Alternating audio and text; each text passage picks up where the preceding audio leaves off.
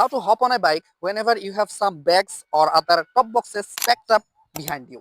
অনেক সময় আমরা যখন ট্রাভেল করি তখন আমাদের পেছনে ব্যাগ বাঁধা থাকে অথবা যারা টপ বক্স ইউজ করেন পেছনে টপ বক্স থাকে। এই ব্যাগ এবং টপ বক্স থাকাকালীন সময়ে অনেক সময় চেষ্টা করি পা উঁচু করে এইভাবে করে বাইকে ওঠার অথবা এইভাবে করে বাইকে ওঠার চেষ্টা আমরা করে থাকি। But this is actually not the perfect way to hop on a bike. So how to effectively hop on your bike whenever you have bags or top box packed behind you?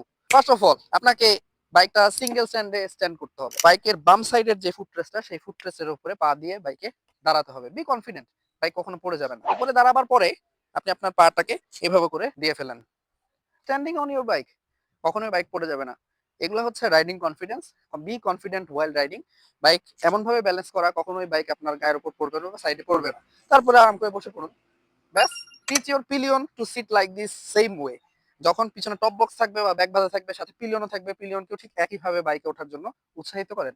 আর একইভাবে যখন bike থেকে নামবেন তখনও same প্রসিজারটা just উল্টা ওয়েতে follow করেন। বাইকের উপরে দাঁড়িয়ে যান, দাঁড়িয়ে গিয়ে এই পাটা নামাতে পারেন অথবা এই পা এভাবে নামাতে পারেন। তারপরে আস্তে করে পা নামিয়ে চলে আসতে পারেন।